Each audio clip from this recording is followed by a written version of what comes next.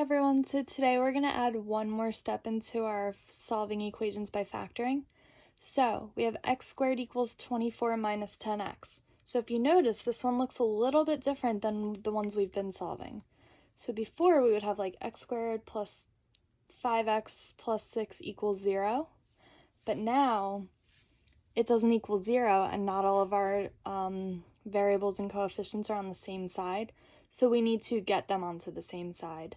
So we're going to move everything over to the left. So we have 24. So to move it over, we're going to subtract 24. We have minus 10x. So to move it over, we're going to add 10x to both sides. So over here, those cancel and those cancel. We're left with x squared plus 10x minus 24 equals 0, because there's nothing left on the right side. And now this looks like something we know how to factor, so we want two numbers that multiply to 24 and subtract to 10. So it's 12 and 2. Opposite signs, our bigger number gets the first sign. Then we want to set them equal to 0.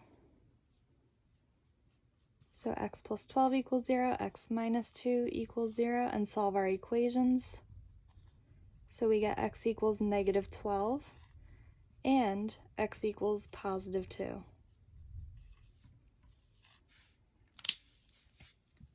So the only difference we're adding in today is that we need to get our equations set equal to 0 before we factor. So let's look at another one.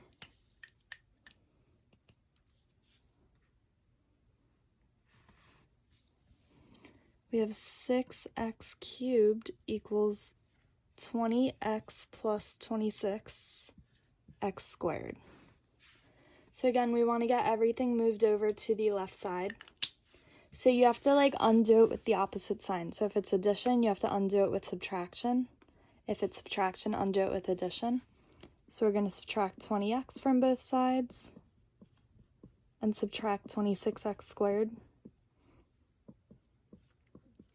And then when you write it, you always want to write it in order of descending variables.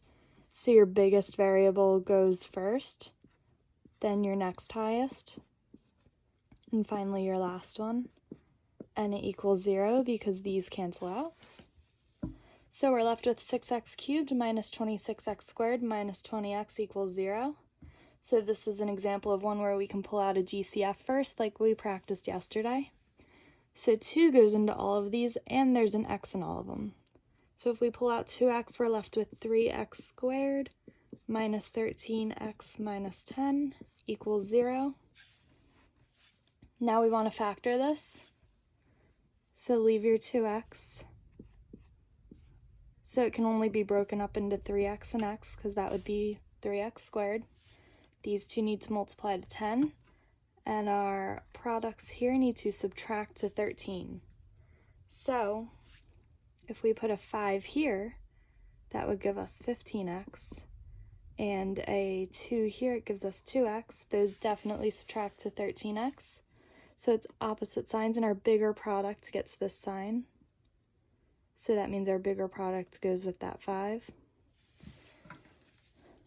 So we get 2x times 3x plus 2 times x minus 5, all equals 0. Now we have to set everything equal to 0. So 2x equals 0, 3x plus 2 equals 0, and x minus 5 equals 0. And solve them. Divide by 2, we get x equals 0. Subtract 2, 3x equals negative 2. Divide by 3, so x equals negative 2/3. And then add 5. So x equals 5.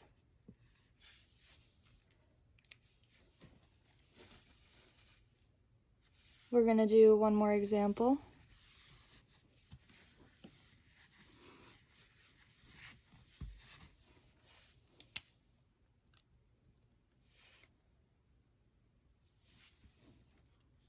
X squared equals 36. Sometimes there's only one thing you need to move, but again, we want to move it to the left side. So subtract 36. we have x squared minus 36 equals 0. So now this looks like the difference of two squares. So you take your square root of your first one, square root of your second one, one's plus, one's minus, set it equal to 0, and now set each of the parentheses equal to 0, and solve. So we get x equals negative 6, x equals positive 6. And so in all these problems today, just make sure that you are setting your equation equal to 0 before you factor. Move everything to the left side. Let me know if you have any questions.